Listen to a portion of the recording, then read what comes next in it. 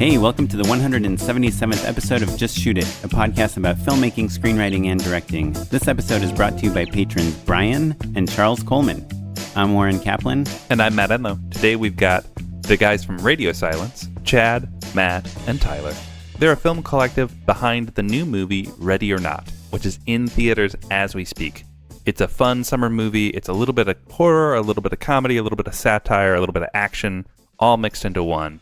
They're a really fascinating trio because they've been working together kind of since the beginning of YouTube as kind of like almost like a rock band of filmmaking funness. And so we dig in on what it takes to be a collective and how to make movies in their own special way.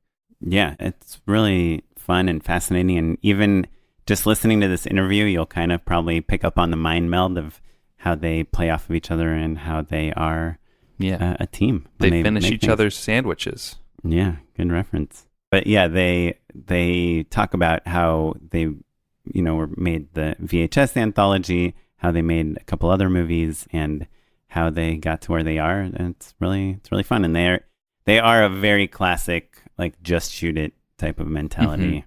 Yeah, it's from DIY backyard, make movies with your friends, up to studio features. Yeah, and Ready or Not should be in theaters right now. Mm-hmm. You can definitely check it out. Samra Weaving is the lead, and she's from Smilf and a bunch of other things. Adam Brody, I know him from the OC. He's actually super fun in this movie. Also, Andy McDowell. Yeah, also Andy McDowell. It's like a really fun, eclectic cast of people, and it's got such a fun mix of tones. Like I was saying before, it's a little bit comedy, a little bit horror. It's about basically a extreme game of hide and go seek in an eccentric family's giant mansion, complete with crazy antique weapons and occultism and superstition, and kind of riffs on like all sorts of fun and riffs on the horror genre and like gaming and games of chance. It's all really great. Cool. Yeah, we'll check it out. But before we talk to Chad, Matt, and Tyler, Matt, we are going to talk about what we've been working on lately. Ooh. So, Oren, Yeah. You and I were talking off mic. What's going on, man? How's it going? We talk about this a lot, but like kind of slumps and fears. And right now I'm about to go on a long job, and I did a couple of jobs recently, and I'm going on a vacation. But there's this weird thing in our business, especially, I know you're also going on a vacation, where you just kind of feel weird about not knowing like what your next job is. Even though I have a job that I'm on right now and working on and pitching and things, like there's kind of, a fear. I don't know. So I'm just kind of been thinking about that a lot because I was up for so many things. Mm-hmm.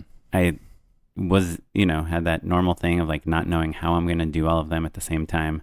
And then they just kind of started falling like flies. Yeah. I think maybe the vacation of it all is really complicated for us as well. This is the first time I've taken a true multi-day summer vacation since I became a director.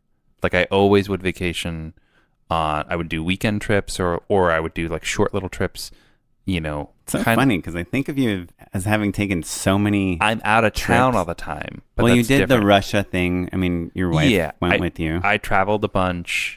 Yeah, I traveled all a the lot. festival stuff. You did like a driving festival tour. Yeah, that's true. So I guess if you count film festivals as vacations, then yes, that all of a sudden that falls apart. But well, I only count them as vacations because you tend to not just do the film festival. You tend to check out things in town. And, sure, that's true. Or drive to nearby places, or we try to see Elvis's house or whatever. and that's why we'll tack on a day or two around but those are typically almost always long weekends, and so they're always riddled with the anxiety of what if a big job comes in, and right. This is the first.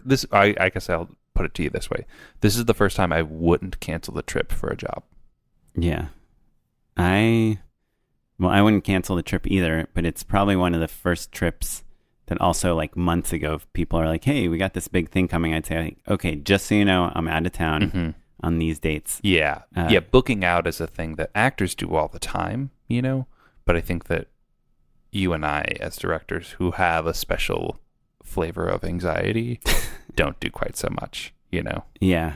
But I don't know. What's interesting is just like I had a couple big pitches recently that I ended up not getting. And I don't know. It's just like such a bummer, like working so hard on these things and then not getting them. And then like having those things happen at the same time.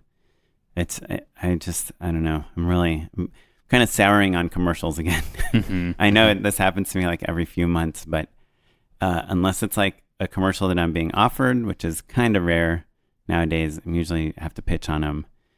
I work so hard on the pitches, and when they don't come true, I'm like, I literally didn't hang out with my family this past weekend because I was trying to find cool pictures to Photoshop and put in this treatment. Right. And now I didn't get the job, and they don't apply to anything else because I custom made them because I Photoshopped them to be the exact concept that I'm pitching. Yeah. Whereas like if a network doesn't buy your show, you can still take the show to other networks. Yeah. Yeah. But there's also something, I don't know. I guess it could still be a writing sample also that's valuable, or you could potentially make something yourself out of it. Mm-hmm. Like with commercials, I'm not going to like go make my own Dr. Pepper commercial unless it's a spec. But usually it's based on someone else's writing. Yeah, you've got boards that you're then pitching on. So like making the version of the boards that you would do, you know, is kind of a different deal. Yeah. So yeah, I hear you, man. I think also something that struck me is that I've been on kind of a hot streak for the last year and a half.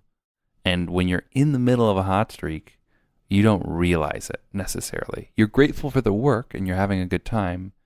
And they were also kind of longer term projects. So it wasn't like I was like winning bids over and over and over again. Right. You're doing like a couple months at Ellen, a few months on this show. Sure. The Daily Show, right? Or when did it, how it was did that weekly. come out? It was weekly. Show. Yeah. But so I had Ellen, Facebook show, Ellen, which I probably hadn't talked too much about on the actual podcast. But right. Yeah. And you get paid and you have weekends off and you're less stressed on those weekends because you know what you're doing Monday. Yeah, which is that's slightly misleading in terms of the lifestyle, but still something you can get used to a little bit more, for sure. Right. Yeah. And I think that you also are in a similar situation where you were I feel like this year you were booking stuff nonstop. And then, 4th of July rolls around and things slow down, and you give me a hard time about saying that that's superstition or for me, July was pretty awesome. Yeah, sure. Yeah. And the thing about August is it could have been awesome. Like if you actually it is like I'm out of town for 2.5 weeks of August and I'm shooting that other week. So August is good. But after August, it's like, I don't know. It's that weird thing of like people not wanting to go out of town from LA because it's not just that you don't have work. It's that you're not here to like get work. To shake the trees, as I like to say. Yeah. So I think what I'm going to do, I made that reel. I know we talk about it a lot, my directing reel, just like kind of on a whim. I never really thought too much of it, but I still get this feedback. Like every time I'm on a new job, it's like, oh, we love your reel. Even like people love your reel. Audrey said that the other day to us. So I think it's really time for me to make a new reel. I disagree, actually. I think you should make something else new. But I have a totally different spin on a reel. I think you already have a great reel. Yeah, but I need to update it regardless. Sure. It's like 2 years old. Add some new clips to it. I would say I think you should put that energy into something new. Yeah. I mean, I guess what I like about my reel and why I was thinking about that is because my reel is an interesting example is because it literally took nobody else to make other than me. So that's what I need is like another piece that I can make by myself. And the best way to make like a high production value thing that sells me as a director is to or to do something with heavy VFX, or like there's a lot of things in your toolkit that maybe you should think about a little bit more. Okay.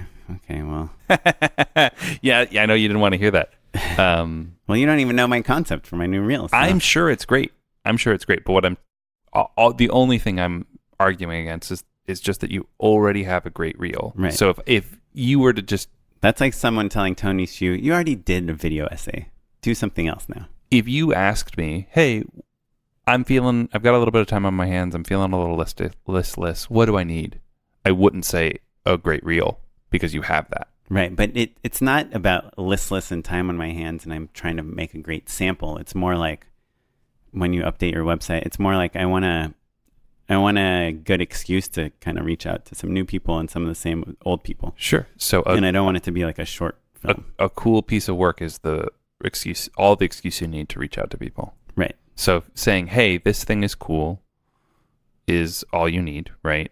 Right. So I'm looking for a cool piece of work that I can make pretty much by myself in a week. Okay. All right. Well, but yeah, I challenge you to think through maybe a slightly different take on the reel move. Right. Yeah. I mean, you're gonna ignore me, so yeah, listeners, because get my ready. take is you don't even know what it is, but it's not. It's very different than my current reel. Gotcha. It's like an addendum to my reel. Like if you watch my reel, it wouldn't just be like the same thing, just slightly tweaked. It would be like, here is Oren's point of view on this specific thing. It's like a sequel? Kind of. I will say, past guest. Wait, did we have Ian Faff? We never had him on the show. No, we didn't. A friend of mine, Ian Faff, who basically got famous off of his first director's reel. Super cool reel. Yeah. Amazing first reel. Kept making a new reel every year, and every year was not as had good as, much less impactful than his first time. Yeah, not as good isn't a fair. That's not what I mean to say, but yeah. They're actually better and more produced, right? But had less impact. Yeah. And maybe it's about, this leveling up idea that once you've kind of leveled up with that type of reel, it's hard to do it again. You're at that level. Now you got to deliver like, this is a great else. Concept. Yeah. Yeah. Anyhow, that's it. Cool. Well, I can't wait to see your new reel and your new short. And I'll be so impressed that you did them both in a single week. Yeah. Pretty cool. That I just shot it. My new short is my reel. Okay, cool. Well, without further ado, we are going to tell you about our Patreon. If you are bored right now, go to patreon.com/justshootitpod and you'll find out about how you can help keep this podcast going, help us pay our editors, help you get a free hat and sticker if you donate $10, even if it's just for 1 month. Yeah, it's just a way to show your appreciation and also help the show grow. Genuinely, so much of what we've been able to do over the last 2 years has been thanks to the little bit of extra money that you guys have given us so that we're not just going out of pocket on 100% of the show. So we've seen a lot of growth and the community's gotten bigger and better for it. We've been able to put on new shows and reach out to bigger and better people and just raise the profile of the show without changing the mission statement or the idea of keeping it free for everyone and just reminding everyone that anyone can direct. Yeah. So just go to patreon.com/justshootitpod and throw us a couple bucks. We really appreciate it. And one last note I want to say is we love hearing your questions, love feedback. We haven't been great at telling you how to contact us recently. So I'm going to remind you, if you email justshootitpod@gmail.com, let us know what you think of the show, give us some feedback, ask us some questions. Even better, drop us a voicemail. I love a good voicemail. 2626-SHOOT1. We'll put your voice on the show. That's just such a great way to get a better sense of who's out there, who's listening, and it's always really exciting for us. And we're going to do a Q&A episode relatively soon, so get them in. If I know you've been thinking about something, you've got a question, even if it feels too specific to your own circumstances, I guarantee it will help someone else out there who's listening and has the same question. Yeah, and even if you have a question for one of our previous guests, let us know. We will ask them. Yeah, there you go. So today we've got Zack Lepofsky, the creator of Shot Lister, which is an app that helps you manage and create shot lists on the fly as you're shooting. Zack, I'd love to know, how do you use Shot Lister to collaborate better with your crew? Yeah, I mean, that's one of the things that Shot Lister does really great is we have something called Crew Sync, which basically allows you to share your shot list with everybody. And if you're feeling brave, it allows them to actually see exactly how you're doing. So, Shot Lister tells you right now you're about an hour behind, or you're 3 hours behind, or you're 30 minutes ahead. Sounds like a recurring nightmare. Yeah.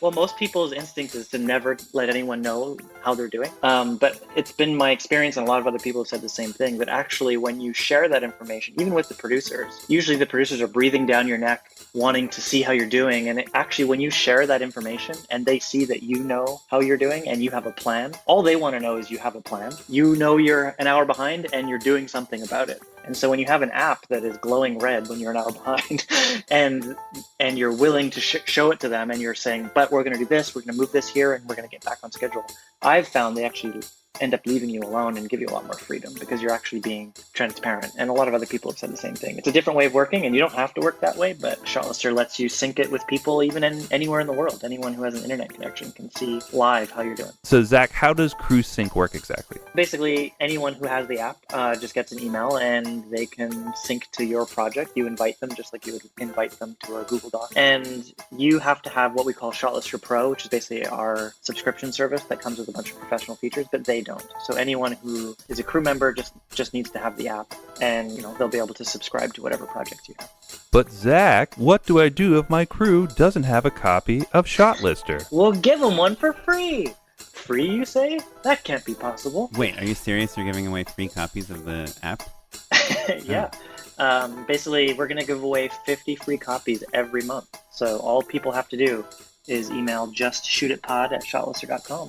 And if we haven't given away 50 that month, we'll send them one, and next month we'll do it again. So forever. And what do they need to write in the email? Just let us know what platform you're on. We have Shotlister on Mac OS, iOS, Android. So just let us know which one of those you want, and we'll send it to you. That's awesome. That sounds too good to be true.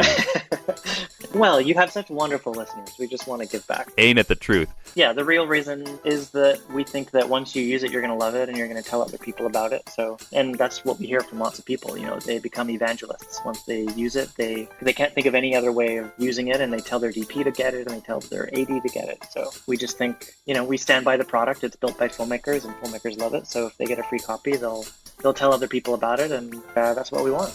Okay. Without any further ado, ready or not, we got Ready or Not.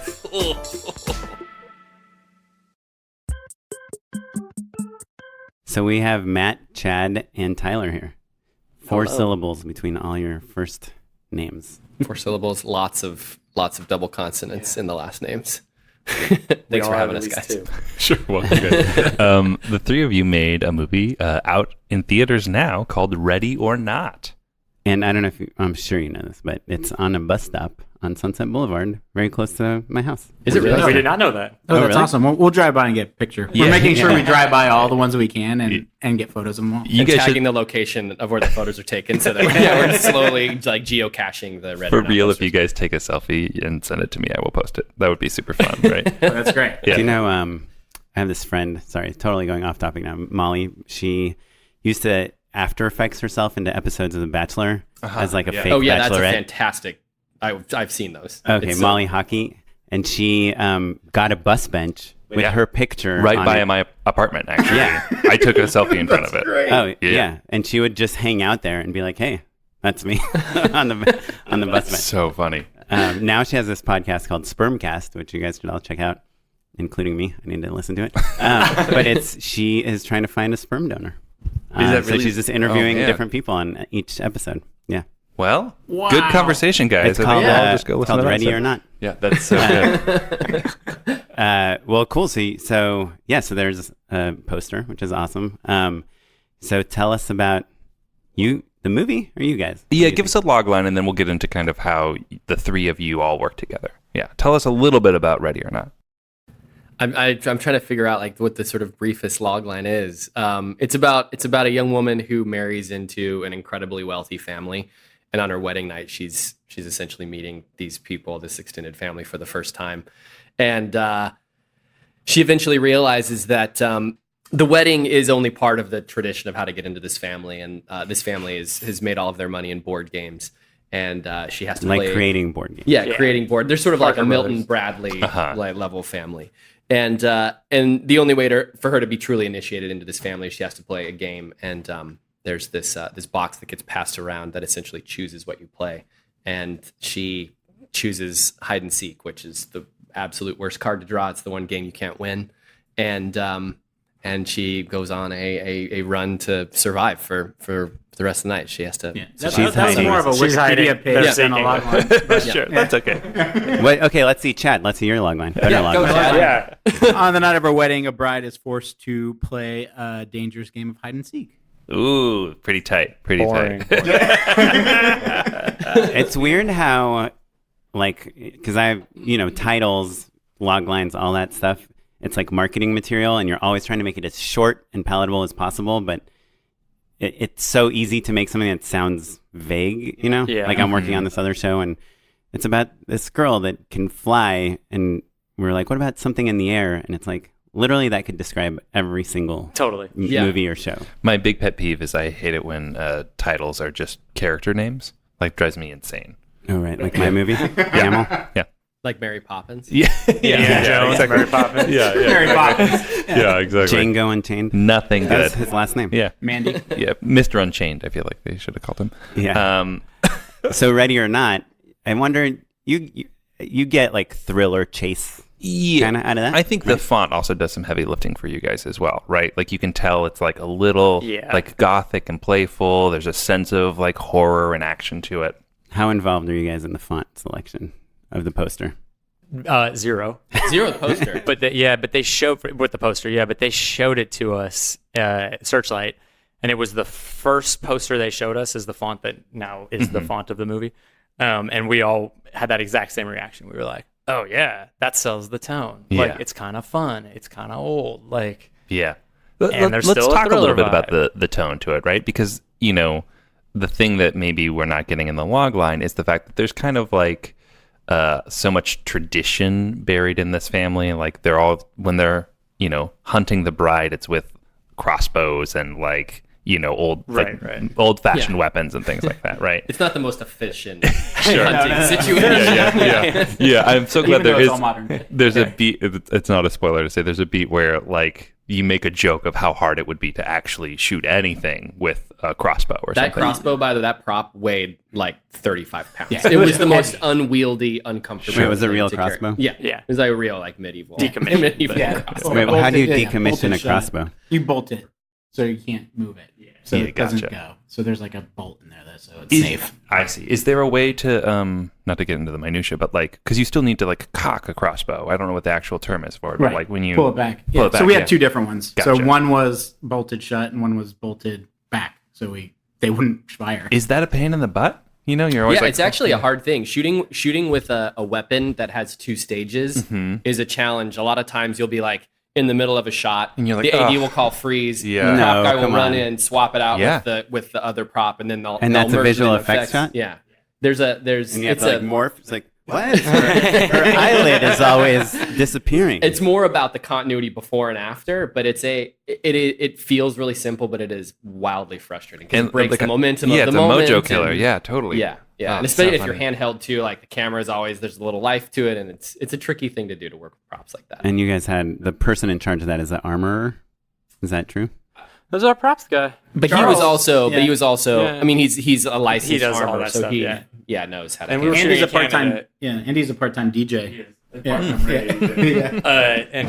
we Real had a hard Renaissance time man. getting guns into Canada, even old Oh, guns that don't work. interesting. And he would be like, "Yeah, if we want to get this basic gun, it'll take a month to get up here because Wait, we're even not if it's a Well, they fake- ship them from Europe. They don't actually get them But from if, the States. but if they which go is through the bizarre. states, Yeah.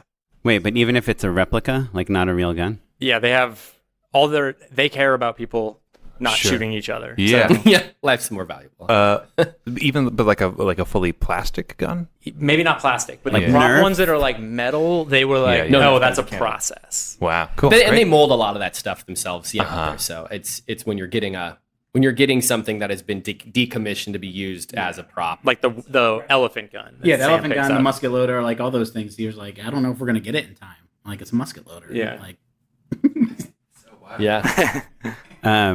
You were asking about Tone. tone. Tone. Yeah. Yeah. Tone of the weapons. What color? No, I mean Just tone was kidding. one of the big challenges with this movie because it's a lot of different things, Mm-hmm. and it's what initially drew us to it was that it was so many things, and that But all of oddly, one world. yeah, they That's were what we all like. sort of the pieces of something that worked so well together as a whole. But it comes down just speaking very specifically about font. Sure. All of those very Sure. seemingly small and insignificant choices become so important when the log line is a great example. Like pitching a log line for this movie Right. is so tricky because it's a thriller, but there's like this weird sort of fantasy genre element to it. There's like hard horror in it. There's Right. satire and comedy. There's a lot of shit going on. Sure. And while that is 100% intentional in what we wanted to make, it's really tricky to sell that mix to people, especially up front, right? Sort of sight unseen. And I feel like even like looking at the marketing campaign a little bit, because I feel like for whatever reason, your trailer was in front of like every movie I saw last month, basically. Congratulations, guys. Thank you. And it killed a bunch of time. And it was made like Toy Story 4. Yeah, Toy Story 4. Oh, man. All the Disney movies. I did go see Midsummer, which the trailer was in front of, and we were sitting next to a family, and I heard the lady very loudly say, "Wait, this isn't Toy Story 4?" And it was because people were sitting in each other's seats, and like as your trailer was playing, which is the Red Band, right? The Red Band trailer, Yeah. and it's like you've got like a Wait, the Red Band trailer plays in theaters? Yeah. in front of Midsummer, In front of right? R-rated It won't be at Hobbs and Shaw's. So yeah. But so there's like a head blown open, and like this kid is like running out like with his mom. It was pretty And you brutal. guys did that for real, right? That was a real head. Oh yeah, we blew up all the heads. All act. Yeah, In Canada, no guns, but you can You blow heads. Yeah. Anyway, sorry. All of which is to say, though, that I think the TV campaign is a little. The Red Band trailer is a little more horror oriented, right? And the TV campaign is like a little more comedy oriented. Definitely. And so that's an interesting thing to balance both from a marketing perspective and from a actual filmmaking perspective. Yeah, what's your best pitch on why someone should go see the movie? It's a fun way to spend 90 minutes. Yeah, I think the best pitch is that we made it to just be a fast, fun, and thrilling experience, and we think we achieved that. It was what was great about the script, that it was this like page turner that you start and you before you know it, you're at the end, and it's just this kind of And also- this wild the kind of like roller coaster. glue that holds that all together is the cast. Like they ground all the humor, they ground all the horror, they make it fun. They give you something to latch onto. And it's Samara, of course, she was amazing. And then everyone else just really brought it to life in a way that you're able to have like these really heartbreaking moments and these really fucking absurd funny moments back to back. Sure. Yeah, and I think the horror comedy is that's a weird mix. We don't even because like to call it it's easy to horror go comedy. to It's the like- more sort of campy side of things. Right. Especially in a giant mansion, right? Yeah. Like Yeah. it could go to Clue. Oh, really? You know what I mean? Easily. Yeah. Absolutely. But isn't Get Out like the most obvious mansion horror comedy? Sure. Like reference. and nowadays? that's a great comp in terms of how grounded and how situational all of that is. It's more about characters who are ill-equipped to deal with the obstacles in front of them. That's sort of where the comedy comes from. It's no one is like slinging funny one-liners Sure. back and We forth actually to cut each all the other. jokes. There were jokes. Like there were more, just set up punchline kind of stuff. Are you But serious? But none of it, even when we were shooting, it was like the only stuff that was like, Felt slightly off the rails. Like, Yeah, it's not quite working. It's It like, didn't fit, right? Yeah. and then by the time we got to the edit, we were like, we don't need any of this. Like it's not what makes it enjoyable. So you didn't screen it for people and then cut the jokes? No. No. it's pretty clear. Yeah.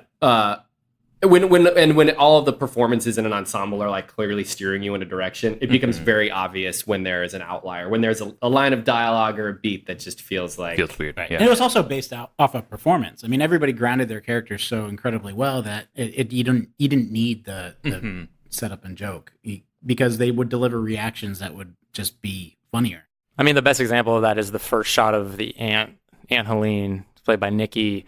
His last name I can never pronounce, but Badogny. that's it. Yeah. But like every screening we've had of it, it's just a shot of her. Just a shot of her face. And everybody Yeah, laughs. and it kills. And Yeah, it's like totally. one of those things where you're like, great. I don't know why you do that. Like that's like, wow, cool. Yeah, we did it. And we never expected that. We were like, we think that's humorous. We weren't like, Uh-huh. this is gonna bring the house It's down. not a laugh line. Yeah, and that was to audiences that at previews, which are called dry screenings, because nobody's been marketed anything. Nobody's Right. been told that it's Sure. also funny and you should laugh. They and haven't these seen the font yet. is 100 what we're yeah, saying. 100 And Yeah. they don't know what they're getting into. Yeah. And you guys don't get to set that up at all? Or like, I mean, there's no one in there saying like, There hey, is. this is a horror comedy. Well, they give them a list of movies like, hey, did you guys like Escape Room or did you like Game Night? Or You have to did have like seen a certain number on the comp list, Yeah, right? exactly. There's like a interesting. list of movies they give you, and like if you are into those, then this one will be a good one for you to come. And, Oh, really? And to that end, they let us kind of cull that list a little Yeah, bit. yeah. They sent us like 15, and we were like, that one's too. you know, it might have been like Hereditary might have been on it. We were like, this is not that not right. crowd. Yeah, you know what I mean? And then like at the other end, it might be, well, Game Night stayed on. I Game remember Night that. stayed on. We took Greta off. What did we take off? Greta was on there. We Yeah, took that off. trailer I can't even Split, get through. we It's took like off. so gnarly. Yes, Split we took off. Yeah. Yeah. And they Game Night's an when you interesting comp, actually. Yeah. when you say they, you mean Fox Searchlight? Yeah. Yes, Fox. They. So this is Oh, Searchlight, yeah, and Screen Engines. Screen Engine. Yeah. Yeah. Who runs the the previews. So we've got a trio here. I need to know how these guys got together, right? We started working together long before this project came to us. We've been working together for 10 years now. Wow. as what?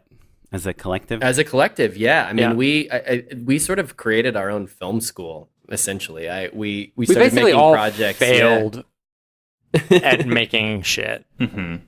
when we moved out here. Honestly, right? Where did you guys I mean, come like we all moved out here to be different things, and then And you didn't know each other before you got we didn't here? know each other, and we were doing the kind of more traditional route of like, from? What's that? Take me like some- I do want to it. be insert director, actor, writer, producer, whatever. What it did is. you want to be, Matt? I wanted to be a writer, And did you go to film school? and yeah, I mean, I went to Santa Cruz Film School, which Sure. I love No Santa Cruz. grades. I love film school, but that's in Yeah, the sure. '90s that was like Yeah, sure. Someone is not getting an Right. invite to speak to the Yeah, student. go banana slugs. No, Go Santa bananas, Cruz Lois. they love negative feedback. It's It's it was cool like that. all the classes were very, about like your personal internal story, and I'm like, I like Indiana Jones, Yeah, you know. sure. So it was like, but there was a small group of us there that all had that same kind of mentality, and then we all started working together and having fun. Right. You went to film school because you love, Back to the Future and those. Yeah, I didn't go because I liked art house movies, with no disrespect, just they weren't my thing when I was a fucking teenager. But you went to Like, kind of an art house sort did. of school. Yeah, I did. yeah. It was all like San Francisco art house right.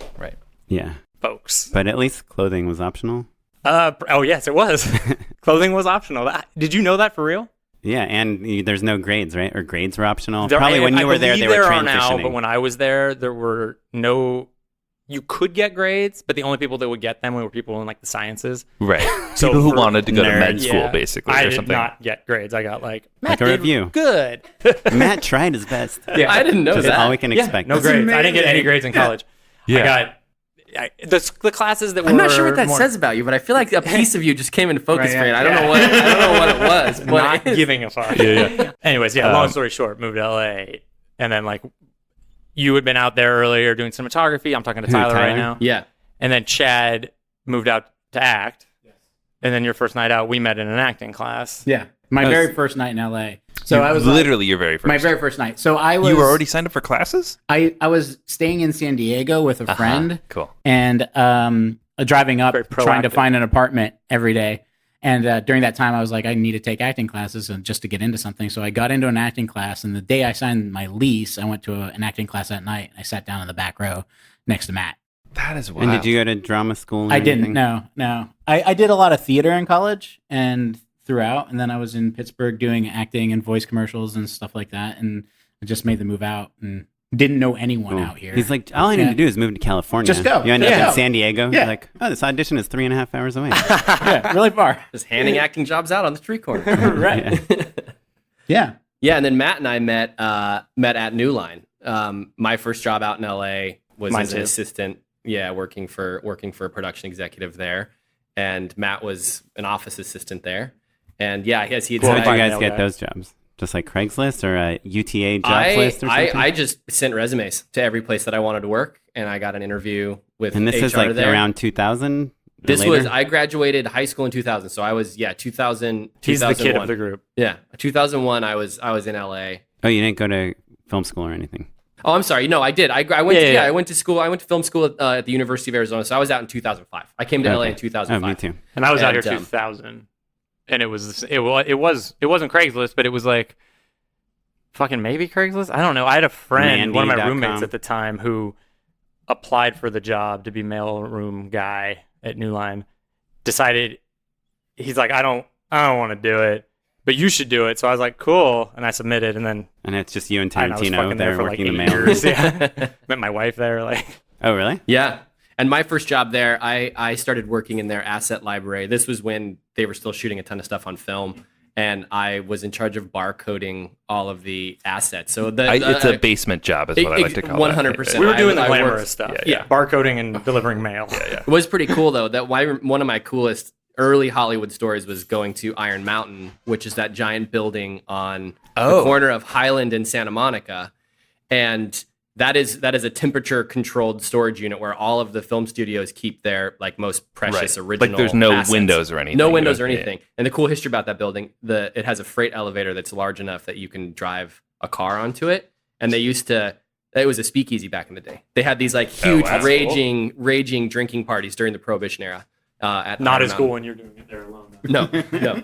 But getting to go there and like see the original negative for Lord of the Rings and Magnolia and all of these movies that I loved so dearly, which was the reason I, wanted to work at New Line in the first place. But and then interviewed eventually for a job working for this production executive, and for some reason she took a chance on me. Yeah. And I went from that job to a camera assistant job on Semi Pro, the Will Ferrell movie, and that was right around the time that we all started. Yeah. We all started working together. I remember when they asked me why I wanted to work at New Line. You just sparked this, and they were like, "So why do you want to work at New Line?" And I'm fresh out of college. I don't, I'm like, because I want a job, and you guys are cool. I need money. And I like literally like New Line, and I was like, I like New Line because, and they're like, well, why? And I was like, well, you guys made Friday and Pump Up the Volume and Nightmare on Elm Street, so yeah, sure. I guess that's why I want to work here and deliver mail for like a decade.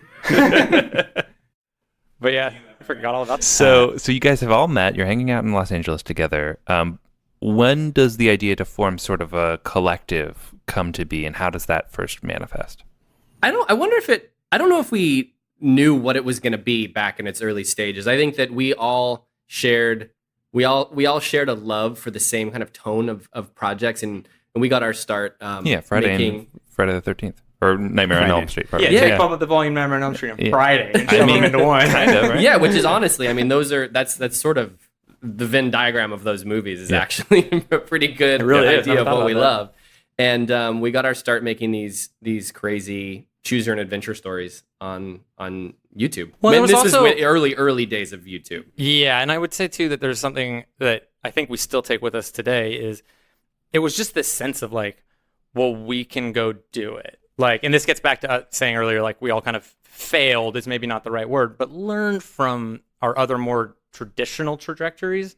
We're like I remember talking to you, Chad, and being like, because we were in an acting class, which I was only in because my then girlfriend, now wife, was like, hey, the writing thing is cool and that's great. You want to do it, but maybe like expand if you really your knowledge. Want to make money. Well, no, it was literally like go learn the rest of it. You know what I mean? Go learn acting, directing. Go learn everything. So sounds like a keeper. It'll go. Yeah. Well, we got married. There you go. But it was like go learn other shit, which is why I got in the acting class with Chad.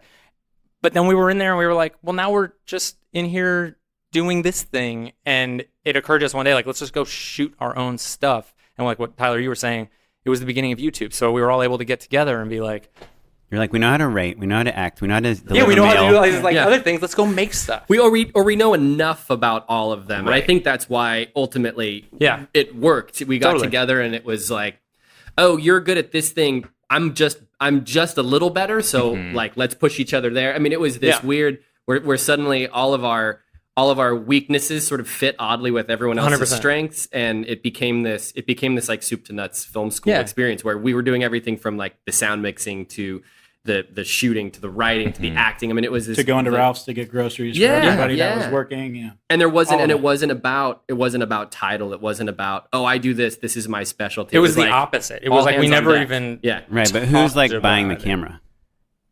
Well, it's funny you even asked because like Tyler was it was always like on these sets it would be like Tyler's cinematographer, like Chad and I are acting, and it's almost as if there is not a director, if that makes sense. Oh, because interesting. we're all like kind of like, all right, we gotta go do this. Okay, we're gonna be over here doing this, and you're over I'm here doing holding that, the device and, that's capturing it, so I can say if it's in focus or if somebody needs to walk a different way to be in the frame. And a different, but it's not the same singular title. No, not at all. No one's in charge. There's no auteur. Honestly, no one's in charge. but there's. I meant that in like a good way. Well, we worked together so hard getting it there, and this gets back to doing everything. Is we're writing it and we're figuring out where to shoot. We're location scouting it together. We're doing literally everything so that it just becomes this kind of natural, like, cool, now we're going to go do the thing. Okay, now we're doing the thing. And you know when you got it and when you haven't. You know when it's working and when it's not because you've all been aiming at the same target for such a long period. And working together so much that at a certain point it's a hive mind, right? Like 100%. you're not even speaking to each other quite the same way. It's like, yeah, exactly. It's like gestures and grunts. Yeah. Yeah. exactly. You came up with that click language. Totally. Like, We have the what the fuck are you doing language. Right. and Just so, a head nod. It says everything. so what's the first paid gig that you guys get as a What's that? trio? Define that. It's called Ready or Not. The Comes first out. paying gig we got was we got asked to do a branded thing. Yeah, branded stuff for Axe shampoo. So okay, so now you guys have like a production company. Yeah, technically, I guess you could call it that. Like We we got did, it like now, present day, or after that. Or like when you're doing the all this time, branded right. stuff. Yeah, At the I think time. that we got an office space. Yeah. I mean, we were trying to treat it as much like a real You're like, job. Like a real buying some job. equipment, writing off stuff. Yeah, exactly. Yeah. We were Yeah. doing taxes that way. Computers. We had an LLC first. You have a and then website, and we had, like, a MySpace page. corporation, and Sure. yeah, websites and stuff like that. Go to YouTube and MySpace. And Yeah, so MySpace. in between that We were first called axe Chad, Matt, gig, and Rob. That was Chad, Matt, and Rob was the name of the thing. yeah, that I remember now. Yeah, All right. yeah, that's so fun. Yeah, CMR. CMR. CMR. Sorry. Oh, yeah. So in between those days and Ready or Not, like you guys are paying the bills doing branded stuff, and then it kind of just grows from there. How? Just barely. No, we haven't done any other branded stuff. That was the only branded thing we've ever done, right? Am I wrong? Yeah. No, that's it. Oh, that was the end. That was it. It was just one. Yeah. We did it once, and we were like, okay, cool. And then, Oren almost did a spit take there. no, that's the that- only thing we've ever done that was Yeah. anything, and it was fun, and we kind of felt like which I feel like we think about a lot of our projects. We're like, how did someone let us do that? Like, but then the next thing we did was VHS. Well, no, we shot another short, this thing called Mountain Devil Prank, fails horribly, and Didn't make any money on it though. no, we just shot Not a it job. And we No. shot it for like $50 on like We a did- Friday night. And we did the treasure hunt, which we got Oh, right, the treasure hunt was after that. nominal, which is another interactive adventure that we got a nominal fee from Fremantle to produce and release That's on their right, I forgot site. about that. It was more of a licensing deal than it was like, hey, here's a production budget. We didn't get paid for it though. We just got It like was like a couple $1,000s for production costs. Basically, We got like camera $9,000, rental right? And, Yeah. and their production insurance. Right. yeah. So we got $9,000 to shoot a 40-minute interactive But adventure. VHS was the next like paying job. That's the next big thing. yeah, And did Travis produce that? No, Travis Stevens, Brad Miska, Roxanne Benjamin, and Gary Minko. Okay. Do you guys know Travis Stevens? We do, Didn't, yeah. Did he? I thought he was involved in VHS somehow. No. If he was, we didn't know. I think Maybe he was the involved sequels. in the sequels. Yeah, we were only yeah, involved gotcha. in the first. Gotcha. Yeah. And so we die in the first one, so Yeah, end of story. Yeah. So you don't even care about the other ones. Awesome. Well, so let's go ahead and let's. And sorry, VHS. Let's just stop for 1 second because it's. Sorry, I didn't realize you guys had directed one of those. But so that's an anthology, like a horror anthology. And does that kind of put in? I think that did way better than anyone expected, right? Like By probably when far. you Yeah, got by that job, you probably thought this is kind of like a low budget thing. right? 100%. We had no idea. We had no idea what it was going to be. We were brought on very late in the process. I think we had like 8 weeks to write and produce and Finish. shoot and Yeah. finish the thing.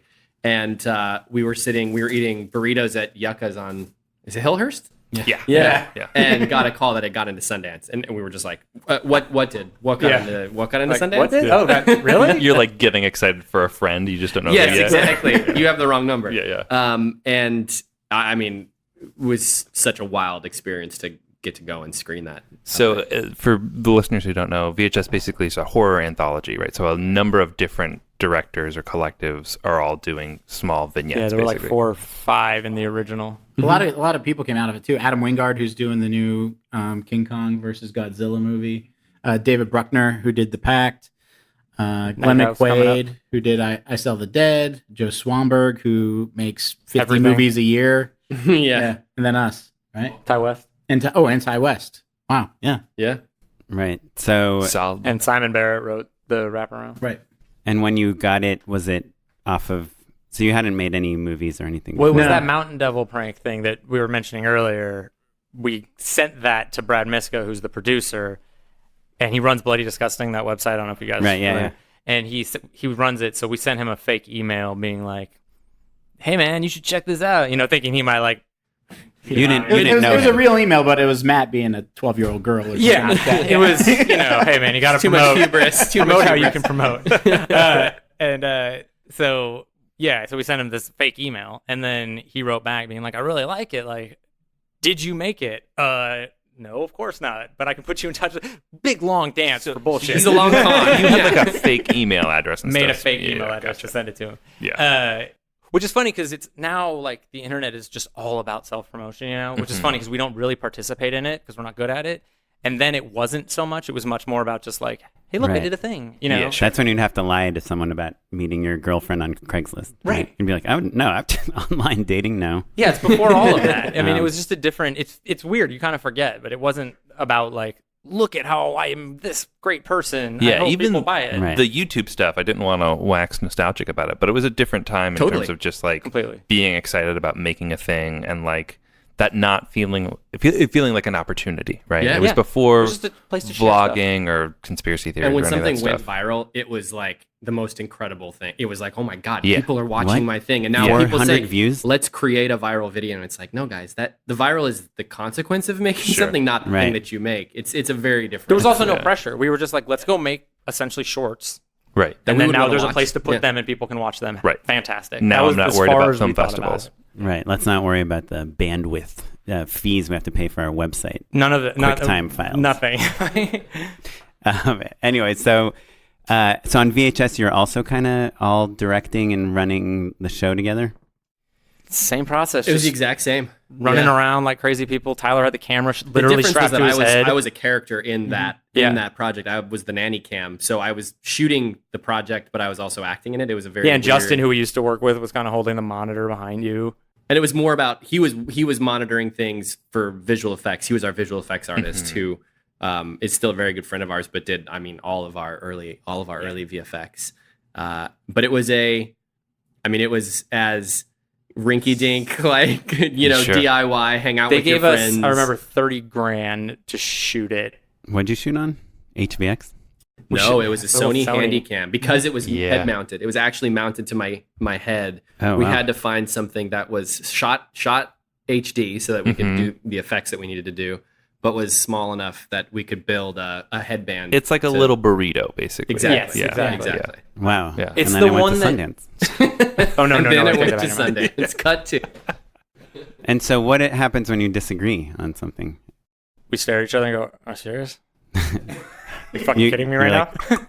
Well, We it's have nice debates that all the time. I mean, there's that's like three the- of you too, though, right? So like, there's a Is that a tiebreaker tiebreaker? at least, right? Yeah, but it's funny. It's like we don't always go by that. It's more if you believe strongly in something, it's everyone who doesn't agree with you's job to, or if we all believe in something differently, it's like, well, let's really have the conversation. Convince me. Like, yeah, we're happy and to if you be can convince me, convinced. It's like- and it's the better idea, great. And Yeah. oftentimes it's not Neither. either idea. That if Yeah. two Right. of us are Oh, digging in, interesting. it's usually a third that thing was a that's big like so much. discovery. Right. It took a few years to get there, but once we were like, oh, Let's just we're walk having away these- and come back and brainstorm again. Just I love that though. compromise and I everything. really want to talk about that for a second though, because I think that's really incredible. I think that the opposite of like auteur theory, right? Or just like, I think when you're a young filmmaker, you think like, well, I have to have vision. We talk about that on the show all the time. Right. Like Look at vision a-holes being like Wes Anderson. Or yeah, whatever. it being misleading to people, right?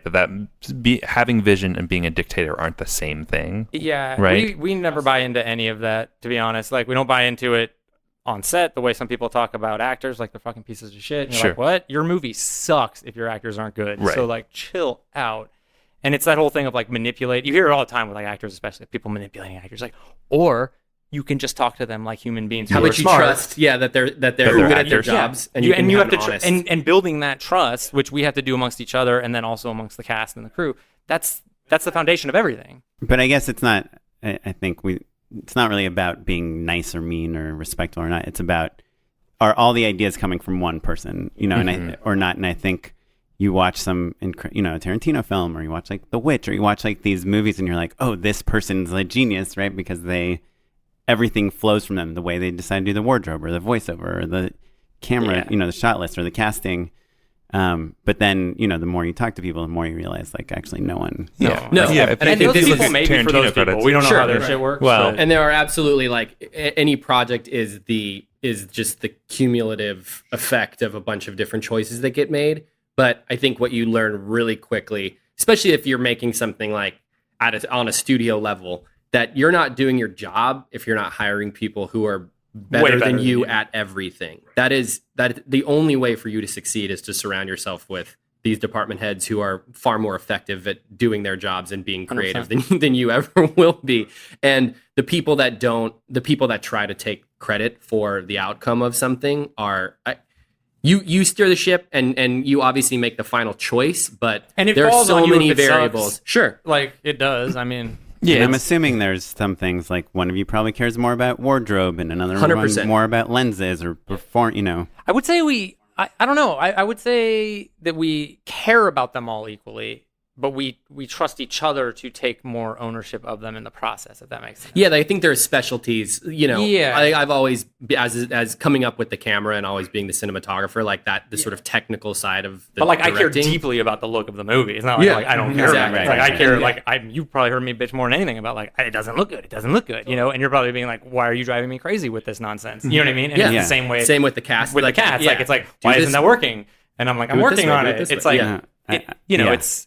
And that conversation is what we love, and it's what makes it. And it's not just the three of us; it's our department heads, it's our AD, it's everybody. Like, And these conversations aren't happening on set. Like this In is front of these everybody. are Never. for Yelling. us. The process is about like creating. Honestly, I think it's about finding these points of friction as early as possible in prep, so that when we do show up on set, there's a really cohesive idea of what we're going off to do. And then if problems arise or if we need to solve something creatively, the target is really clear because we've all had a super concise 100%. conversation Yeah, about what we're preparation's trying to everything. achieve. Yeah, it Yeah. just Well- it really is what it's really what like allows us to get to set, and because we haven't worked with like larger budgets per se, like so we have to be relatively so we Huge have to like for us. fly through days. It was and, Ready like, or just Not, keep your- moving. your biggest. no, No, it wasn't. Devil's Due was by about 30%. And was that what studio? Did that was 20th Century Fox. Okay, Yeah. are they? That's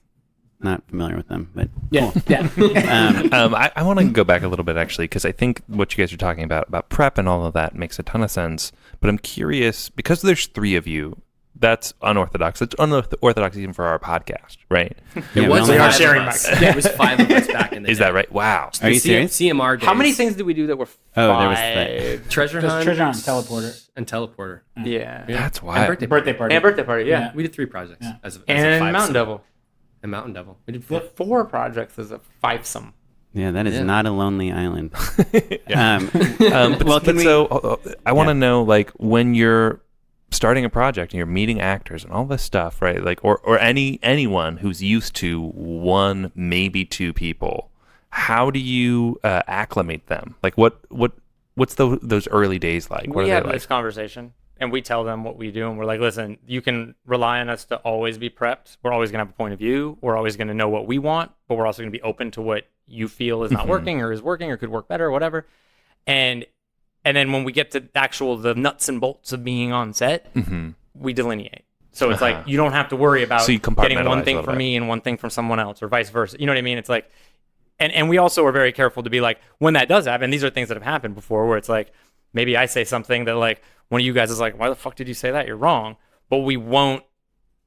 It's like being in front of a kid. You're like, let's not do this in front of a kid. I'm not saying actors like kids. You guys But are I'm saying, whispering like, behind like a I have monitor 3-year-old a lot. and I have to do with Yeah, my yeah. wife sometimes to be like, Let's handle this. I different God, I way. disagree with what you're doing right now, but we can't have this fucking debate now, and we can't because then you confuse people and it just goes off the rails quickly. It's like, But approaching a project as a group actually oddly invites people in a different way.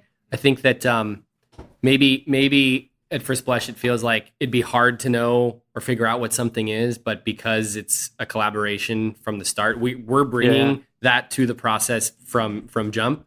It allows there's space in the dialogue for more voices, and I think one of the things we're most proud of is all the stuff that we work on, the crews that we bring together. That's kind of our true north. Like, can we work with this person? Are they down for the cause? Is it going to be fun? Like, are we gonna have a collaborative experience?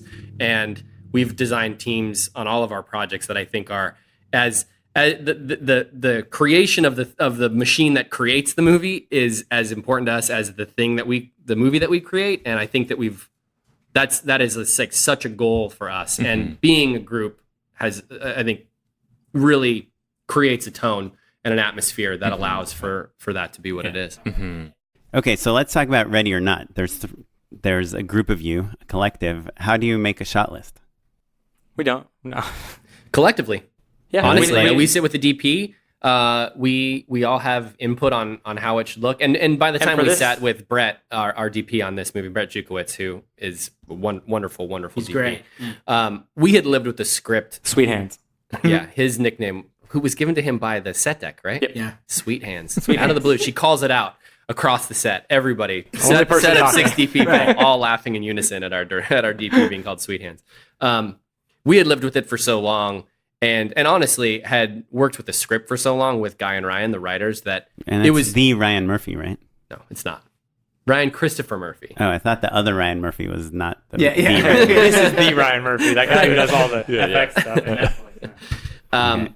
But we had gotten it to a place by the time we sat with Brett that it was so clear in our minds what it was. I think it was more about opening up the conversation for him and allowing him to sort of step in and add his ideas than it was us arguing about we thought the And he had a shot really, list was. one of the things like when we were interviewing DPs, we loved Brett's work. He was a Hail Mary. I mean, he was like we were like going into fucking production and did not have a DP. And we were like, Which movie? Or pre-production, I'm Which sorry. movie of his like made you fall in love with him? There was what's the one, the college one? he did a hand. He's done What's that called? he shot with Preppy this, Connection. Yep, he shot with the Safdie brothers, who we're fans of. And he did a movie, Them That Follow, which also comes out August.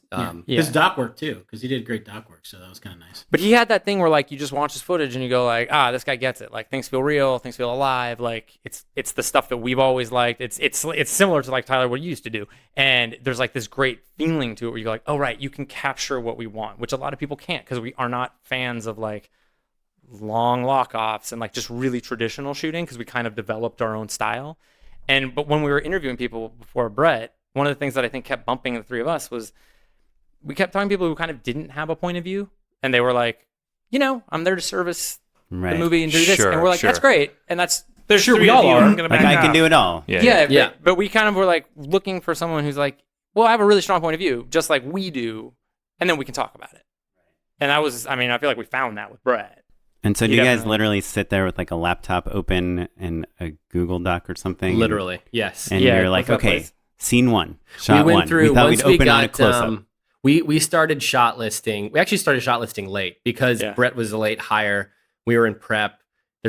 Prep is just super intense on any feature. There's a million departments and scouts, and you're looking at props, and then you're pulled into a VFX, meeting. There's just so much going on that it was all shot listing was done after hours, and we sat at this restaurant called District on King Street, and just the four of us and the schedule, and we shot listed. We were now I wouldn't say behind, but we were racing Brett towards thought we were production. behind. So we were shot listing based on what we were shooting next. It was a okay, this So you weekend already had we're your shot listing locations the and next everything, week. right? Yeah. And it was, Which is a huge part of that shot listing, by the way. Like knowing our locations, the way that we've always worked, we've worked in practical locations, and we let so much of what's available to us Inspiration dictate strikes you. how we shoot it and where the camera's going to be. It's actually, I would say, unless you have the money and the time to do a stage build, shot listing before you have locations is like kind of a waste of fool's time. errand to a certain extent. But do you think that the way you film a movie like is relevant? Like if you're like, we want to do a lot of close-ups, or we want to do real sweeping wide, like that you're kind of like, do you have an approach when you're making the shot list that is like, definitely. Yeah. And we also had between us, we put together a list of like, influences and like things that we like screen grabs and things like You that? have a philosophy already, and that kind of we have a guides philosophy. the- We have comps where we're like, these are, and it wouldn't be like the whole movie. A lot of it times it'd be like this part of that movie we really like this part, and so we gave those all to Brett, which he then, I believe, illegally downloaded and watched all of like in a weekend. Can you give us any examples for Ready or Not? Like of like a few keystone pieces. I remember the neon crossing 7 kept coming up just when you go in John Doe's apartment, just as a like this really dark world, and here's this pop of color. Kind We looked at a lot of the Gosford Park. Gosford Park. Oh, that's Park. funny. That's a really funny Yeah. pull. Yeah, that's Magnolia great. was a big Sure. one. The way the camera moves through Sure. spaces in that. Fight Club. There was Sure. a lot. The car crash stuff in Fight Club was a touchstone for us. Good Time we talked about a lot. We had just seen Good Good Time Time was a few great. months before we went into pre-production, and we were like that sense of like urgency and life that movie has. We were like that while the movie's nothing like Good Time, Sure.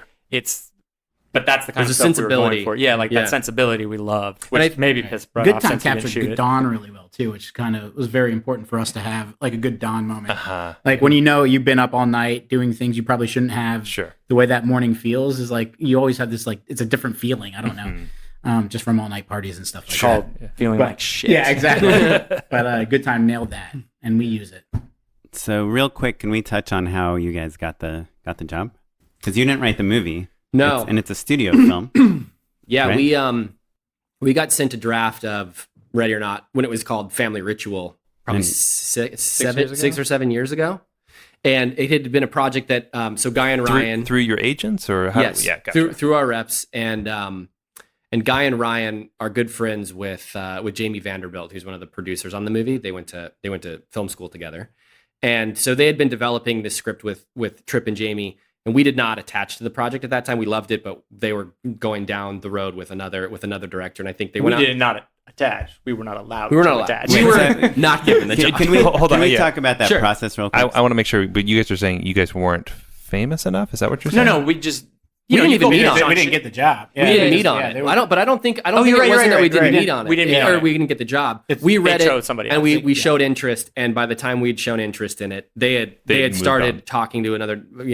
They got a take from a director that they liked enough to develop it further with them. And Because so I think that's valuable for people to hear. Yeah, Do you know what I mean? Like you guys, Right. you won. You made the Well, movie, we talked right? to Jamie and Tripp recently, like after the movie was done being shot, might have still been in post, and they were like, "Well, one of the reasons we ended up hiring you guys was because when you came back, when we sent the script back to you, you were just like, yes, we'd love to do it,' and there was no like sense of bitterness. We're like, well, you Uh-huh. didn't give it to us last yeah, time, how come? Yeah. which we of course wouldn't have because we were like, it's a great script, like Yeah. we'd love to do it." But in terms of attaching to things, I actually think that what happened the first time we read Ready or Not happens a lot, where you're just a part of a pool of people that read You're the on same the list. material, Right, yeah.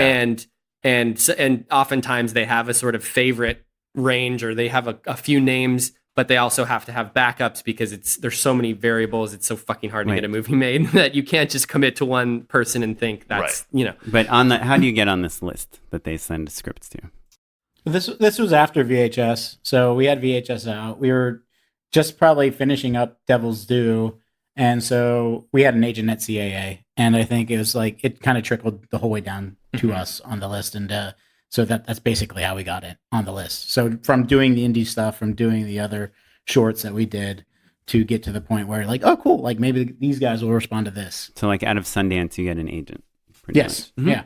yeah. Yeah, we had been. I think we were hip pocketed at Brillstein, our management company, going into VHS, and then once it goes to Sundance, and you become like valuable. I mean, that's just the way that works. Sure. You have to be a value, And you have to have prove your an own agent, and value, you have which to- we agree yeah, with. It feels like shit when you're in it, but you're also like, well, That's the point. yeah, that's exactly what you got. It's a business transaction, and we have great relationships. We've had great relationships with all of our reps, and that's important to us. But it's business. They serve serve your team, in a certain way, and but yeah, when we first got it, I mean, it was one of many scripts that agents send out to people that Most that of they which want to you kind hire. of know you're never going to get anyway. Yeah. It's But how much time are you investing in each one of these scripts? Are you getting together? Are you like, oh, this is how I No. would shoot this? no. No, we cull them down pretty quickly. It's usually like I'd say out of maybe 10 scripts, there's probably like 2 that are interesting and or that we respond to kind of tonally. And based on that, we will take a meeting on them, and if we jive with the producers and it feels like there's a development path That that's makes going to sense. be Right. fun and interesting, and Which is not important. a I total mean, headache. Just to push that for a second, it's like the movies we get involved with, we always love to know that they're going to get made. Like that realistically, there's a chance, Mm-hmm. because one of the things we hate is just because we don't come from that. We come from, hey, let's go grab $5 and make it. Sure. So the thought of being like, we're going to work on this for 10 years is like, why? Just let's make the fucking movie or not. Like, which a lot of is people- funny because then Ready or Not Yeah, took it took like forever 4 to make. years. Yeah. A lot of people collect baseball cards. It's like they try to attach to like 6 things, and there's a slate, and that's just never really been our style, because the goal is always to make, Right. to go and make the thing. And And you think that's because of your digital background, basically? so. Yeah. Yeah. Yeah. It's like instant gratification. You get used to it. Well, and also because you get used to not asking for permission is something we always talk about. It's like if we write something that we want to shoot, then we go shoot it, and that's it. Yeah. There's no one to talk to, and so then obviously as our careers get better, we have to finance adjust things. so that that's there were growing pains with that. Yeah, for sure. Because there's obviously we now have to ask for permission to do certain things, and there's a machine for like everything. Yeah. And that's where the name Radio Silence kind of came from too, because like when we were doing the YouTube things, we did meet a lot of people, and everybody was like, "Hey, we'd love to work with you." And like, "All right, cool, we have this cool idea," and then we would follow up and be like, "Hey, do you want to do this or not?" Sure. And we wouldn't hear back, and it'd be like, "Oh, Radio fucking Silence." Yeah. That's so we really just kind of funny. like use That's that so as the funny, name. you guys. Yeah. And I mean, do you now have the insight to know why they weren't responding to you when you said, "Hey, we have this idea"? Or, I don't even think we got to giving them the idea, to be honest. It was. Well, that I guess my Oh, experience. you mean what Chad's talking about, like Yeah. the Radio Silence stuff? Yeah, like my experience is that any manager, agent, rep, any of those people, if you say, "Hey, I have this great idea," that is totally useless to them. So all you can do is like, here's a script that's written exactly right. Exactly. and won this Yep. competition. Yeah, or we found that. here's Nicolas Cage attached to. I think my that thing. there's a fraction of a percentage of people, of creatives, who can just pitch an idea and somebody goes, "Yeah, let's go do it." It just doesn't. You have to be working at a certain level, or Sure. you have to have a certain number of successful attempts behind you for people to take that kind of Sure. risk. And But you're even that, right. even at that level, like you might say, oh, we should make a movie about Barack Obama's childhood or something. Like it still needs to be like a proven. Yes. It can't be like, oh, this really interesting idea about like a guy that falls in love with his house or whatever. Like, right? Like, Absolutely. And the people who go in and I think sell those ideas pitch a fully formed version Agreed.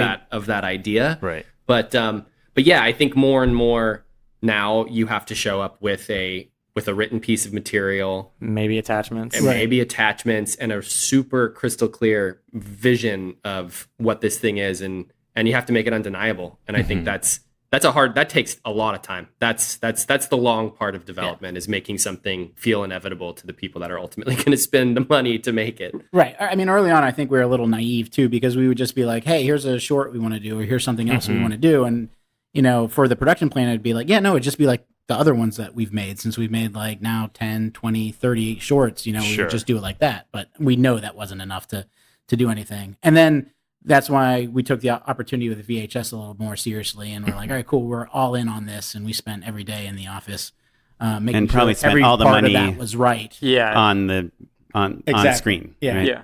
Yeah, I think our biggest expense for VHS was finding the house that we shot in, which was out in Altadena, and we had it for 2 nights only, and we shot the shit out of it from like 8 p.m. until like 6 a.m. Yeah, and I mean on VHS, it's like they gave us $30,000, and I think we put all of it, or maybe we paid ourselves like I a think we grand paid each or ourselves a something. little Yeah, bit, but it yeah. was. And then like on Southbound, which we did 2 movies later, I mean we put in like $10,000. I mean if it's a money game, that works for some people. It has not worked for us that way. Like in terms of you're doing these movies where like we had done a studio movie and that was cool, and then we were like, well, now we want to go make a movie with the people we made VHS with, and there's not a lot of money in it, like to make it. And at the end of the day, you're like, well, I want this to be good, so we end up calling in putting every favor, Calling in every favor we made. yeah, putting in your own every penny money, that you can, and it shows. I mean, the good thing about something that's of that size is when you invest in it, it's the outcome is very real. Sure. Like It the feels quality worthwhile. of it improves dramatically. If we're throwing in $30,000 to like help out Ready or Not, your chances of seeing that are not very good. But on a low budget thing, investing your own time and your own money, and it's just like you goes a long get way. a return on that. Yeah, that's awesome. Well, we're gonna have to wrap up soon. I have 2 more questions. Do you have anything? No, go for it. Okay. Number 1. So since 2012, you guys have worked on 4 different features. There's 3 of you, obviously, in the room. You said you've been as big as 5, and I'm assuming you're kind of splitting paychecks and stuff. What else do you do to make money, like between these movies? We've had some writing jobs. Writing jobs, Writing jobs have helped a lot. but I don't. Sold a couple pilots, Yeah, stuff like that. but I don't think. I think that this has paid our.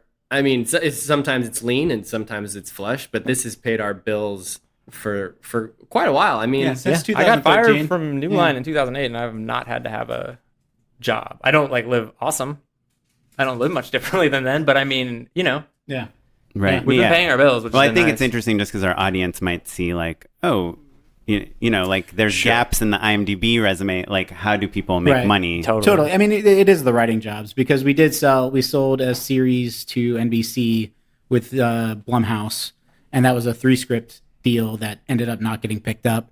And then after that, we sold. And it's the three of you are writing everything together Yep. and all that stuff. Yep. Like one person does the right side of the keyboard, one person on the left side of the keyboard. That's just the keyboard part is the who gives a shit part. It's like, it's the talking and the conversations and the, But is there ever a everyone go away, write a scene and bring it back together? No. it's never worked for us. Usually, no. Yeah. Like I do the writing, just the technical. On that the project, literal you were writing. writing and we were breaking. While you were writing an episode, we were breaking the next one, which Yeah, is it's kind of a it's weird. It's very writer's roomy. It's just like we like throw ideas and also like for writing for me, I do it very quickly. So it'll be like we'll talk about it. Be like, here's the first 15 pages. I mean, you guys will have it like in a few hours, and then we'll just sit down and go line by line and break it all apart. And dialogue and all that stuff, you just kind of... Yeah, but again, Right it on. all just gets broken. It's all just. I mean, I think one of the things It's that like we a learned. vomit draft, is what you're Yeah, saying. vomit draft. When people read a draft, it's been of something we've It's been through like we've five. written it many times, And it's one of those things where like we've been working together that way for so long that you don't go like, oh, this has to be really good. You're like, here's the scene. It's in this room. Here are the characters. Here's the fucking drama. Right. Yeah. Right. There it is. Cool. So my second question is, do you think, so you guys got in, and I know you kind of, all three of you have like a comedy background, and I know Ready or Not is like a comedy, thriller, horror movie, but you kind of got in through this horror genre angle. Do you think that's still something that you would recommend to new filmmakers trying to kind of break into I think that the I business? think you should do whatever you like. I think for us it was we just So if you like family dramas, you should do it. Just Do a family drama because yeah. if you do something that you believe in and is dope, other people will also feel the same way. That's been our experience. We never like in a million years would have been like, hey, this is a lucrative thing to try to do. It was just like, hey, we like making people laugh and we like scaring people, and we kind of been mixing these things for a long time, basically since we started working together.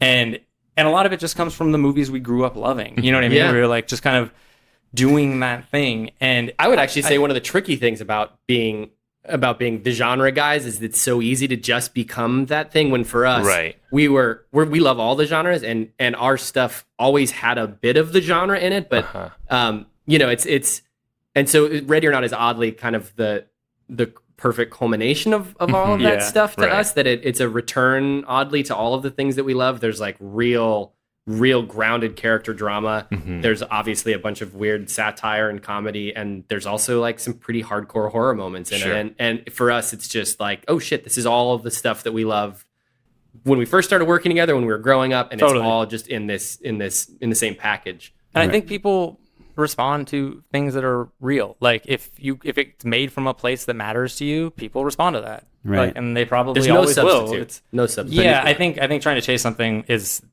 like the worst advice. I think it's something that will just get you. You'll be chasing your tail, making shit you don't like. People won't respond to it. Right. I guess I'm not saying chase things, but like you look at a movie like Blue Ruin or VHS, or where you guys literally put yourselves in the movie, and obviously you'd done a ton of work before that, but you weren't like famous actors. Like in those genre films, it seems a little easier to break in without Sure. Meryl Streep playing. So I think Yeah. I think it's just the heightened nature of a genre film allows for. Well, the hook is the star. But and it also it amplifies performance in an interesting way, and it's fun to watch the exploration of a theme like through some monster. I mean, there's just something there's movie magic in it, and I think that's fun to watch, and I think that it's fun to make. And Sure. But you could look at any of the things like, you look at Swingers or Pie or like any of these kind of breakout movies. Can you over the name years. one from the last 10 years? That's a good point. That's not horror. Because I could name horror ones, but you're Yeah. right. Like that's what's happening right now. And I think obviously we've all seen it. There's that weird shift now where you're not in a theater unless you're horror or superhero. I mean, even like A Winter's Bone, which isn't that long ago, I don't know if that would clear the No. hurdle. This like if it came out I mean, this like year. Primer, but that's also sci-fi. No, that's like so that's 15 years it's old like too. 15 Yeah. Is that years old, really? God, what are the ones in the last 10 years? We're That's a old great guys. question. That's the thing. Lots of things from the 90s. And but 10 years ago was like, even Paranormal Activity. 8th grade? Yeah, eighth grade's probably That's a great one. Book Smart. Yeah. is so Book fun. Smart is Probably Olivia somebody saw Wilde Book Smart. I know, directing she's- with like yeah, she's so amazing. Well, amazing, we all know but amazing actress. Eighth She grade, millions you, of dollars. you could say the same thing about eighth grade, right? Like Bo Burnham's like had been famous since he was but like not 13. as a film director, Right. Yeah, and that's not true. even in the film business, really. Yeah, that's actually odd. We had like I don't know how many hundreds of millions of views on YouTube before VHS, and it was so weird to like go to Sundance and 400 eyeballs, 400 people Sure. in a theater in Sundance. Oddly, their opinions about this short film that we did Mattered in meant a more to whole- our careers than like the hundreds Sure. of millions of views It's that very- we it's had very before that. It was fair. a really weird. Yeah. Which is different now than Yeah. it used to be. Now Right. Shane Dawson could probably get like a studio film made, when he never could before. Cool. Well, very awesome stuff about Ready or Not. We're gonna jump into our final segment. It's called Unpaid Endorsements. Unpaid endorsements. So I'll kick it off. I've got my endorsement is a music video by my buddy Johnny Look. It's for the artist Joe Russo. I'm gonna butcher the pronunciation. It's Fair Boney Love Theme is the name of the video. But it's a really great, super stylized video about like kind of just like a dude who really wants to eat a sandwich, but then when he goes into the room where he's going to eat the sandwich, this giant kind of like normcore, sort of a sane asylum sort of situation occurs where people are kind of dancing along to him trying to eat the sandwich, and it's just great. It's like a wonderful small little video about choreography and like style and That's like awesome. it's really great. So That's awesome. Joe Russo for Boney Love Theme. I'm sure links will be in the show notes, everyone, because I'm sure I'm saying it wrong. I love it. Cool. Well, I'm gonna endorse a short film that's kind of old. It's like 4 years old. Hopefully, I haven't talked about it before. But our last episode, you talked about a short film, so I got one this time. Have you guys heard of My Daughter's Boyfriend? It's by this guy named Joey Izzo. No. It's on Vimeo. It's just like this really, really amazing short film about a woman, a single mother, and her daughter, who's this excellent actress named Esther Povitsky. Oh, sure. And she is just dating like the douchiest guy. And she's like 16 or something. And he's like comes over and he's like always like half naked and like flirting with the mom. And the mom is just like, who is this idiot? And it's just about what the length she'll go to get him to stop dating her daughter. But it's like super grounded. It's super like not a lot of dialogue. It's just really, really well done. My Daughter's Boyfriend. And then this isn't a paid endorsement, but I think it's kind of interesting for any of you losers like Matt that like love Disneyland and love Disney World. I'm with you Oh, on yeah. that. Yeah. Yeah. Do love Disneyland. Way with you. I went to Galaxy. We did many of our early meetings were in line. Well, I'm working at Disney World all week next week, and I think they might have this for Disneyland too. But there's no such thing as maps anymore. But if you're not like an expert like you guys, and you are going to Disney World with your family, there's an app you can download called My Disney Experience, and it shows you like wait times at every ride, and you can plan out your day as you get there, and it's really fascinating. I didn't realize this existed until. Yeah, man. Yeah, and do they have one for Disneyland? They do. Yeah, for sure. And I just found out, just to add on to yours, because it was so helpful having a kid. We just went, and they for $15 extra on the ticket prices are already outlandish. So if you're like Right, so $15, that's only 2%. Yeah, exactly.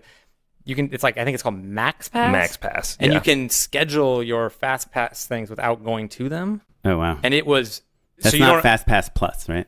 No, I think it's it was Max It's Max Pass. Pass. Max Yeah. It was. What will they Oh think? my of god, that? it's a lifesaver. It They does, should call it Mix Pass. It's a bummer that they charge you for it because it's literally just using the It's app. just Fast Pass, It's just Fast Pass, but like not having to run all the way Oh over my to like God. Space Mountain or whatever. and then find your Yeah, party yeah. later. It is 100% worth it if you're like, spending Right. a bunch of money to go all the way to Disneyland and you only have so much time. And It's walking worth is like it. so 20th century. Like I want a park where like the rides just move to you. You know? You're still walking around. You're just not stressed about like, oh man, we got to go, get on this ride or whatever. Right.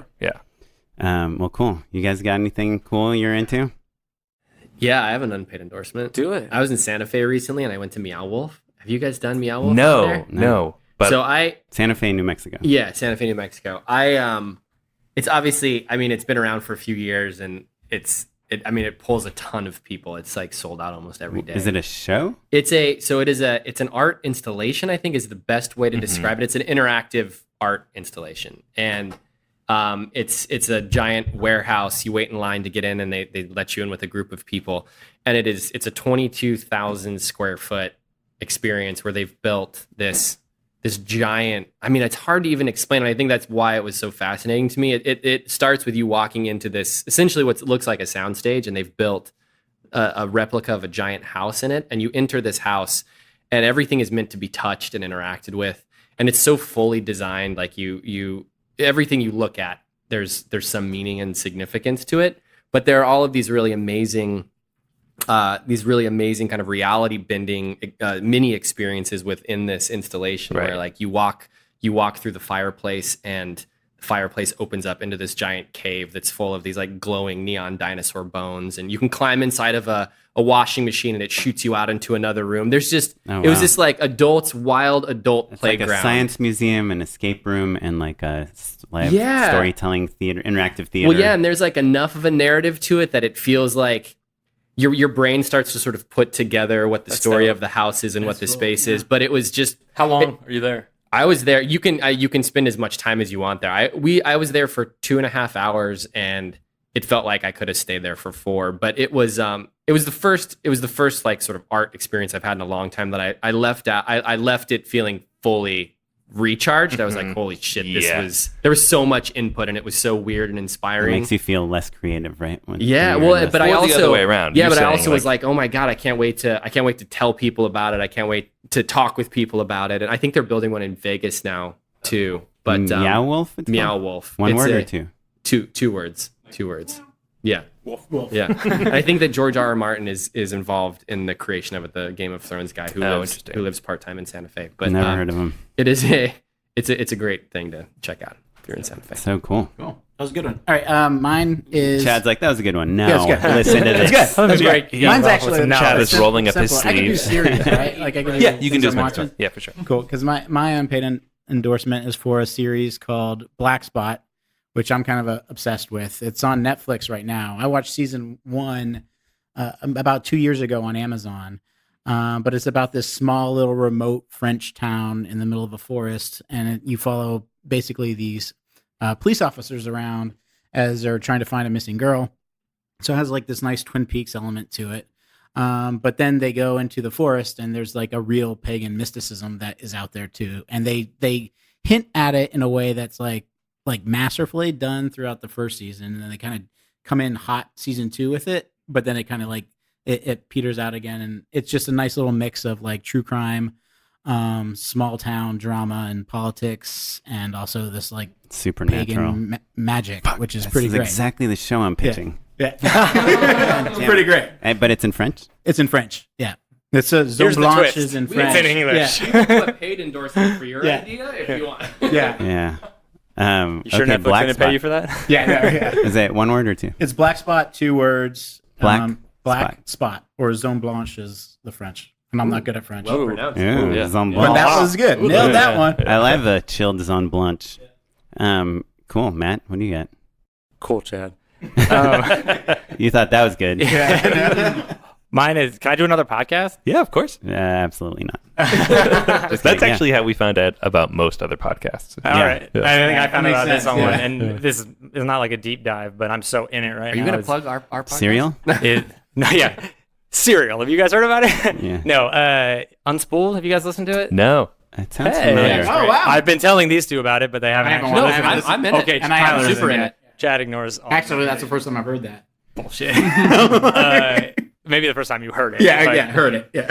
Yeah, it's Unspooled. It's Amy Nicholson and Paul Scheer, and they are going through the AFI Top 100 movies fun. list. And it's Awesome. just a movie, an episode, and sometimes they have guests. Like for Toy Story, they had Annie Potts, like that kind of thing. And they just get into real conversations about the movie. Like, is it good? Do we just like it for some bullshit reason? Does it deserve to be on the list? And sometimes some of them they're seeing it for the first time, Yeah. which is also so great. And it's, of course, like funny and it's engaging, but I love it. And I think they're maybe on 58 or 60 right now. Are they starting at 1 or at 100? They started by rolling dice or something to that effect. It's a big dice. And then now they're going through chronologically. Are they this is so nerdy. Are they doing the because there's two lists right there. The AFI revised it and like There's the 97 one, which they 97, mention sometimes. sure. But then I guess there's a 2007 Yeah, one. exactly. That's the one they're going off of. oh, I love That doesn't approve. I myself, went in the air. I'm going through that list as well, but I cross-correlated them, so like they're. Oh, interesting. So this DP I work with a lot, he has that list on his refrigerator. I was at his house the other day, and he had like all these movies crossed out, and he's like, I mean, I guess it's the unspooled, but he's like, I've been watching these, and like some of them just aren't nearly as good as today's movies. He's like, they're just so boring, which is like the most obvious thing you would guess someone would say about these movies. But he's like, nowadays, I just like want to be more entertained by my movies. How many are not on the some early that get list? dropped off. Yeah. I think it's probably Because that's I would another say list in and of itself. There's Movies about that got relegated. Yeah. 85% I would say are probably overlap, and then we rank it so like sometimes I think it was that we'll use the lowest ranking possible, but we'll mark if it was moved in some way or something like that. Yeah, we call these people without children. It's like a tiny bit of spreadsheet work. It's like A tiny bit of spreadsheet work just on a Saturday night. I pour myself a. So let me get this straight. You have free time. I can share you the doc. I don't have. Please, I write more than 1/3 of my script. Okay. Yeah. That was a dig at trios. Cool. Awesome, well, guys. So great. Thank you so much. Thank you, guys. ReadyOrNot.com. Is that a? I have no idea. ReadyOrNotFilm.com. I think you can just Google it because Right, find it. Ready or Not movie. Ready or Not movie. Yeah. It's out there. But the hashtag is Ready or Not. Hashtag Ready or Not movie. All right. Yeah. So send an email to hashtag at Radio Not Movie. Ready or Not Movie. Well, and- just yeah. Ready or Google Not it. showtimes will get you there, guys. Right? Yeah. Like, it's a on national Google. release, right? It's everywhere, right? It's a wide release. And how about you guys? How do we find you? Are you on social media High anywhere? Radio Silent. At High Radio Silence on social media and team. And HI? We have both. Yeah. We have HI and HITH Radio Oh, Silence. Oh, cool. Not HAI or JAI? Yeah, and then all of our individually, it's our Just first our and names. last name. Yeah. Perfect. Yeah. No All underscores or socials. anything like that. Yep. Nope. Great. Nope. Nice and clean.